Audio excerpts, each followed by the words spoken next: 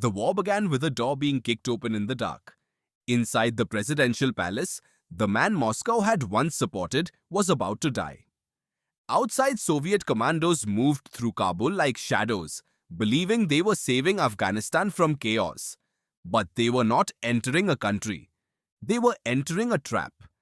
And the strange thing is this: almost everyone involved thought they were making a temporary decision.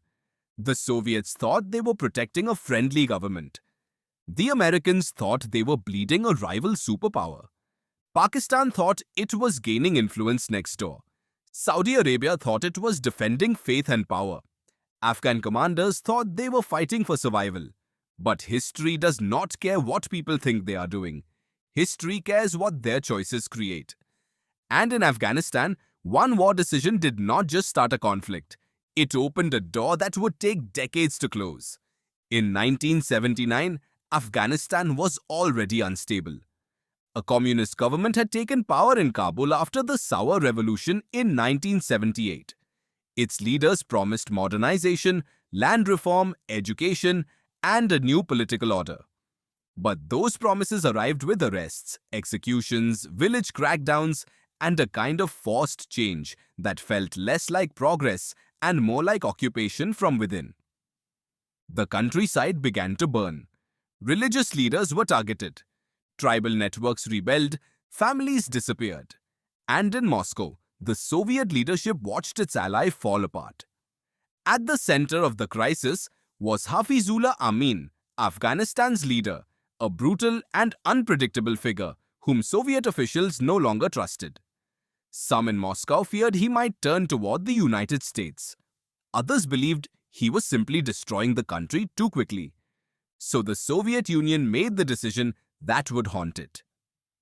On December 27, 1979, Soviet forces stormed the Taj Beg Palace in Kabul.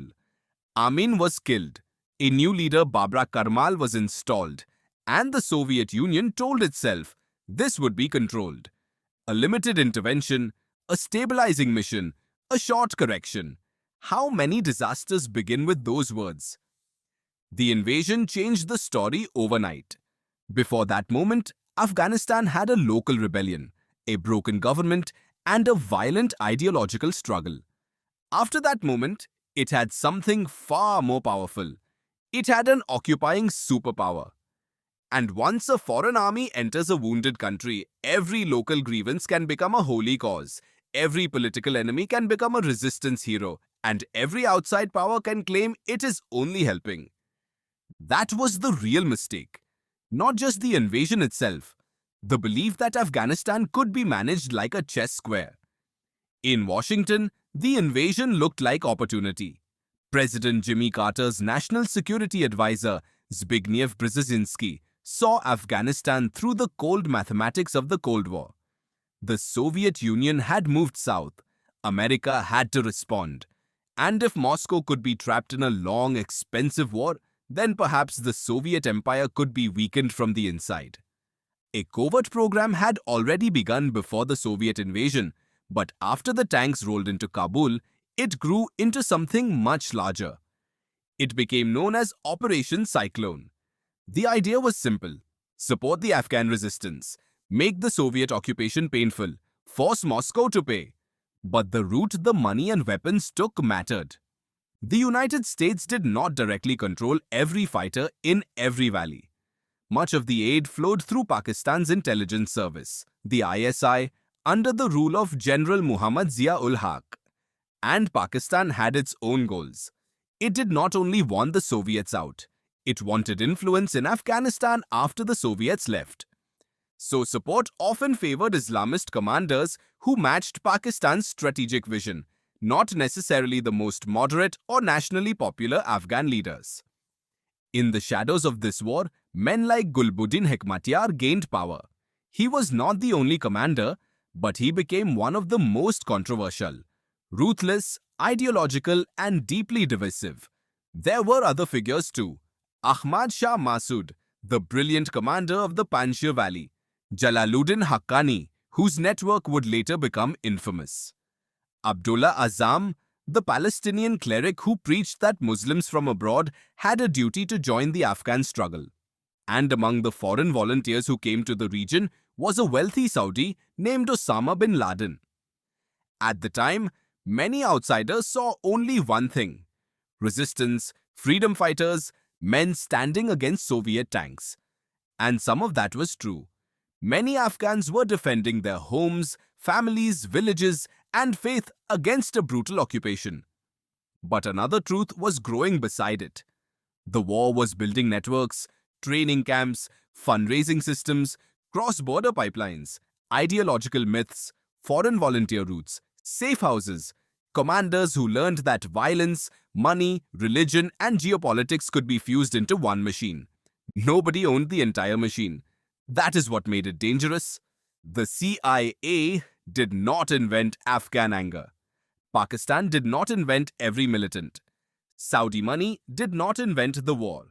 The Soviet Union did not create every future extremist by itself.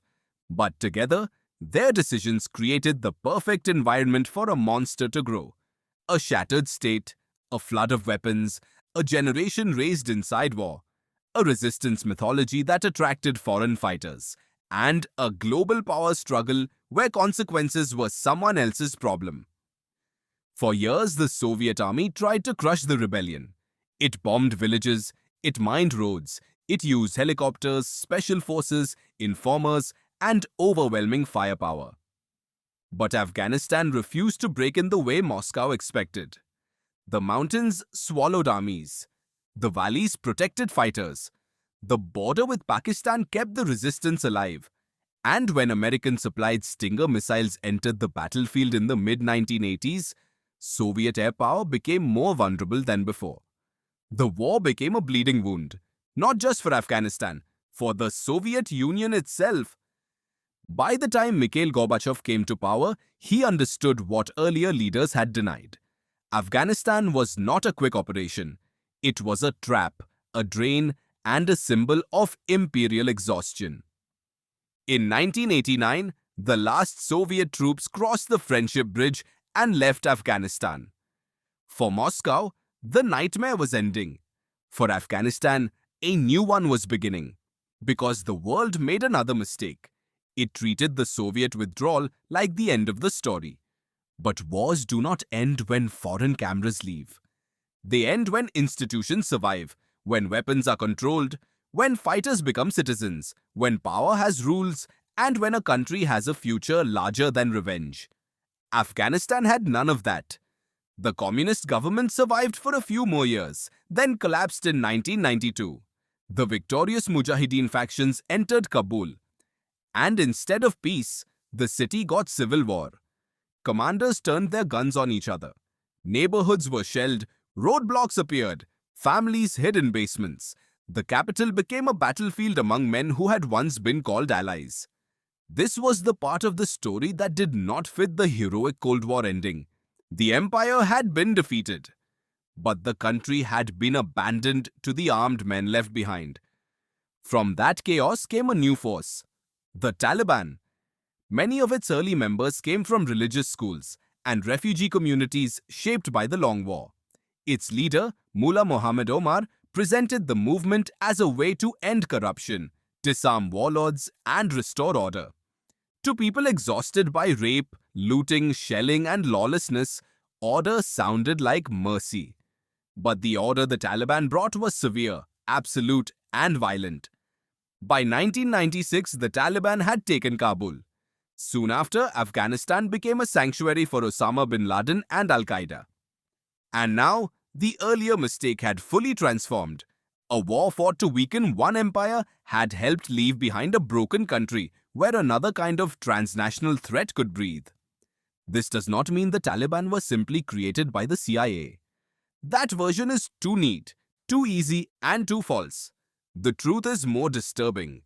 They were born from layers of decisions made by many powers, each pursuing its own advantage, each ignoring the future beyond its own goal. The Soviet Union wanted control. The United States wanted pressure. Pakistan wanted strategic depth. Saudi networks wanted ideological influence. Afghan commanders wanted power or survival. And ordinary Afghans wanted the war to stop, But when every powerful player treats a country as a battlefield, the battlefield eventually creates its own rulers. That is the lesson. The monster was not born in one office. It was assembled piece by piece, in policy memos, in intelligence meetings, in refugee camps, in madrasas, in weapons depots, in destroyed villages, in speeches that turned suffering into destiny, and in the silence after the superpowers moved on. Journalist Steve Call, in his History of the Period, described a world of secret money, rival agencies, personal ambitions, and unintended consequences. Peter Bergen later traced how the Afghan jihad became central to the story of al-Qaeda.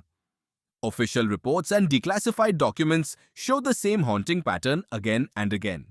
People saw pieces of the danger, but almost nobody treated the whole machine as the real threat. By the time the world fully understood what had grown out of the Afghan war, it was too late to pretend the past had stayed in the past. The attacks of September 11th, 2001 brought the United States back to Afghanistan. The Taliban government fell quickly, but the deeper problem did not disappear. 2 decades later, after another long war, another withdrawal, and another collapse, the Taliban returned to Kabul in 2021. The circle had closed. Not perfectly. History never repeats that cleanly. But it echoed loudly enough for the world to hear. A superpower entered Afghanistan promising control. It left behind uncertainty. Another superpower entered promising security. It left behind the same question. What happens when powerful countries win battles but lose the future? The war mistake that created a monster was not one single decision. It was the repeated belief that violence could be useful, temporary, and controllable. That fighters could be armed and then forgotten. That ideology could be aimed in one direction forever. That a broken country could absorb endless foreign plans and somehow not break further. But monsters in history rarely appear all at once. They grow in the space between intention and consequence.